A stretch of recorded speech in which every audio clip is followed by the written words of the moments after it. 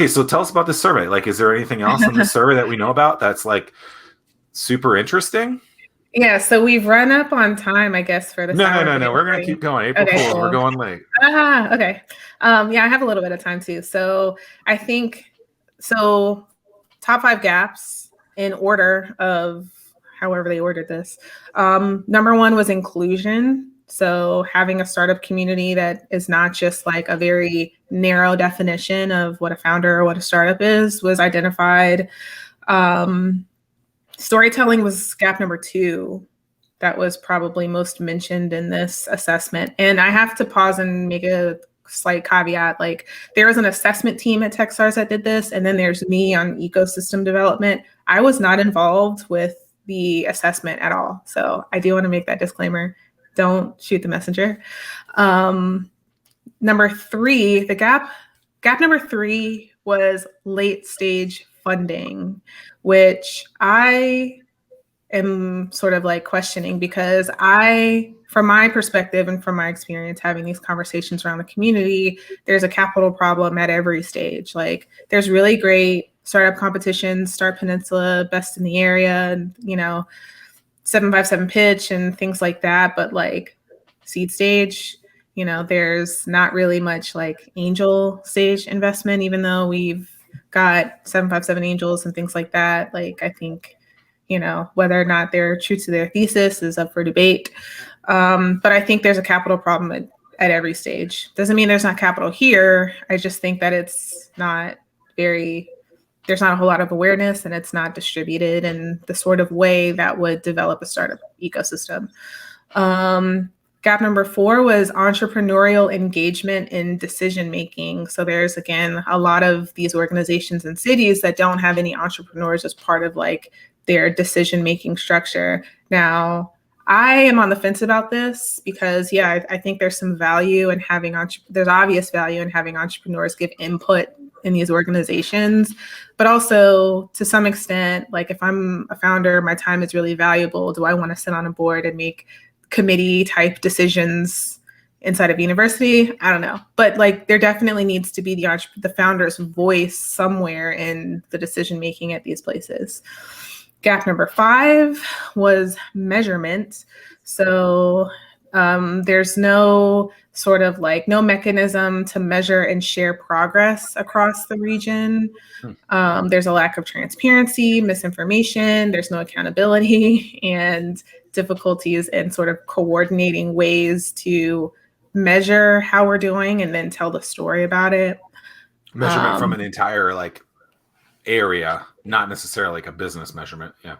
Right. So so like, how is that the area necessary? I mean, what's interesting about that, like, I question on that one specifically, like, does that even matter? Right? Like, what, like, so you have some measurement that says, hey, like, you're in 57th place, right? What does that matter? What are you going to do with that information?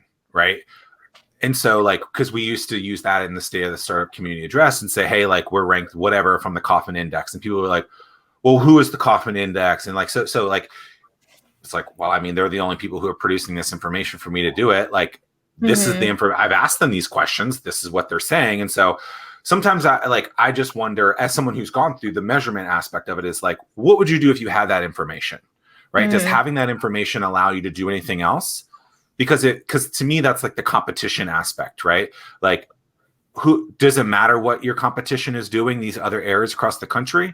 No, because if you focus on them, which is also, I think, an issue with our areas, oh, we want to be the next Silicon Valley type of thing. Like, no, be the next 757 and just focus on that. Don't worry about anyone else. The measurement thing, from the way that you displayed it, makes me question whether what would you do with that information? Entrepreneurial engagement, totally agree with that. Like, let some people have seats, but also recognize that them building their company is a hell of a lot more important than any of that other stuff. Late stage money. So you're saying you think money across the board is an issue? Yeah. Does that still a thing? Does that matter because there's platforms all across the country that you have access to?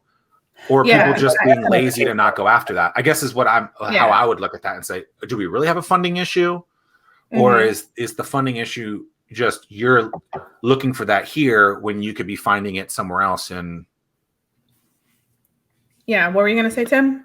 No, I think that it's just an educational issue that Okay. it's just a matter of the community coming together and informing founders that there are other places to go. There's not Hey, just there's not here, but you could go to this site exactly. to get it. And I'm more than happy to talk to anybody about the different. So that's a good one. Yeah. Hey, it doesn't have to be here. That. It's also like, if we do have some homegrown capital invested in homegrown businesses that grow, then it's a double win. It's like the entrepreneur wins, but also the investors and all that win too. So yeah, I mean, go get money wherever you can find the money. Don't not get money just because it doesn't exist. It's not local. Yeah. But I would say that even if there's a company that's raised a ton of money or whatever, the celebration aspect of it, the storytelling number 2 on your list, still isn't there, right? I mean, yeah. Well, but the thing that makes me kind of crazy, Zach, is like someone will put a press release out. I'll post it to Star Wheel, push it out on all the different social channels, and then the next day they'll share someone else's, like the Richmond Times article or something. It's like we're all in this together. It's like I'm trying to help you grow. The more eyeballs that we have from a Start Wheel standpoint, share Start Wheel's post. Don't share Richmond's post or a PR web post. The user experience problem. How do you fix that? Well, again, I think it's an educational thing that, and it's just an ongoing thing trying to change that we're the rising tide lifting all boats. Yeah. I'm not looking for any, I'm not looking for success for me. I just know that the more people that will leverage Start Wheel, it's going to help everybody down the road. So, and then let's talk about, we'll just wrap on this, I guess. The inclusion aspect of it, that's just saying kind of what you said before, where it's let everyone in. That's self calls himself founder, startup, something like that. So the way it's defined in the assessment is, or the explanation of the gap is like Hampton Roads. It's more demographic diversity in the community. So Hampton Roads is highly diverse and has an opportunity to lead other communities in terms of fostering inclusion, and that we don't engage like entrepreneurs from different socioeconomic backgrounds, different demographics in as much as we engage others, I guess. No, I definitely don't disagree with that. I mean, I think all you have to do is look at any of those boards that we've talked about. It's just a bunch of old white guys. Yeah. I mean, I've been saying that for years. Yeah. I'm going to be one of those old white guys at some point. I love the underdogs and I love the underestimated. And I know me personally, if I look at the 4 companies that I'm working with, advising and helping, all of them could be considered underestimated. They're either people of color, female, or both. And that's one of the things that I'm really proud of. And I don't think that there's a lot of people in this community that can say the same. Yeah, I think that like, if you look at, there's just so much opportunity if you just take a look at different ways or like the best ways to engage. I mean, it takes a little bit of effort. And I think that's what like is a challenge for some of the people at the top levels of this. It's just like, do I want to sort of like guarantee the return by following this pattern of how I invest and support entrepreneurs? Or do I want to take this risk? And I think people are voting with a lot of different things, their money, their time, their whatever, to pattern match. But even an example with this show, right? Mm-hmm. Tim and I are very cognizant of, okay, we have done 52 episodes now. We need to make sure that this is as diverse as possible across every aspect, right? From the industry that we're talking to, from gender, from race, from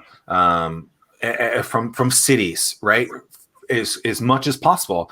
And we're constantly talking like, hey, like we got to be careful if we have, this segment too much in a row where people aren't going to see this, right? Mm-hmm. And so we want to make it a cornucopia and really show that diversity, right? But I guess what I'm getting at with this is you as the person who are doing these things, the organization, you have to make it a conscious effort to say, hey, this is important. We need to make sure that it's there. And as you have that conversation with yourself and your other teammates, you will do that. It's what I think we see is people don't actually even have that conversation with themselves and their teammates. And that's why you have the problem where I think there was a board in town where it first came out, it was 50 members. And I think it was like 2 females and 2 female. I think it was like the original Go Virginia board. I could be completely wrong. It was Kenny Alexander and 2 other African Americans and like 3 females, and the rest were like old white guys. And it's just like, I remember calling people like, oh, this is a diverse board. And I'm like, it's not diverse. Look at this. And so call a spade a spade. Like, just don't use that word diversity. Call it whatever you want, right? This is just not a diverse group. 46 of 50 all white people is not diverse. Right. Yeah. I mean, it's easy. They're easy fixes if you're willing to do it. They really are easy fixes. I mean, they're easy fixes. But so there was one more gap on the list. Oh, a bonus. Yeah, bonus gap. Total is 5. Okay, I'm gonna write bonus. Yeah, I miscounted. And then there's 5, I think, assets that aren't going to surprise anybody. But collaboration was the final gap. And the explanation for that says basically a lack of collaboration amongst the entities. So the cities. Yeah. And I also, I understand it, but this says that there's no clear like quarterback for like an organization that should take the lead, which is really ironic for me to read in this assessment, because the idea is that an organization is not the quarterback. Well, especially a locality. I think that we have, over years, we have given too much power and control to specific localities, and it can't be locality driven. Yeah, right. Yeah. So like the biggest problem, in my opinion, in the region is the centralization of these organizations at sort of like this hierarchical structure, and the fact that it's the self-licking ice cream cone problem. It's like the organization's customer, since their organization's customer is like whatever government program is going to give them a grant to run their program. It's not the founder. It's not the startup community. It's not the ecosystem as a whole. It's like, am I performing so that I can get my next grant? And like the kind of like the criteria for getting that grant is antithetical to what the ecosystem actually needs. So if this was an assessment of 1, that would be well, yeah. In my closing comment that I have written down here, and I think that part of the irony is that, 1, the people that needed to listen to this past hour and 10 minutes aren't listening to this. And 2, when the survey results come out, they're going to say that all of it is complete BS, when they're the ones that say that this is BS are the ones that need to be the ones that making the change and completely reversing their thought process. Right. Yeah. So that's part of the reason why this event is the readout, like the full readout of the full results of the report, is so important for so many people to be involved, because I want there to be a live we're going to have a live Q&A with Brad Feld and Ian Hathaway. I'm trying to put together also a panel of founders so that we can get their take on whether or not they feel these results reflect reality. And those 2 are associated with Techstars for people. Yeah, those 2 are Techstars. They wrote Startup Communities and Startup Community Way. So, and they're also not beholden to any political. No, they don't live here. They don't whatever. care. Yeah. So they can kind of speak freely about this from their perspective, but it's going to be important that we have as many people like eyes on this event as possible so that we can have these conversations.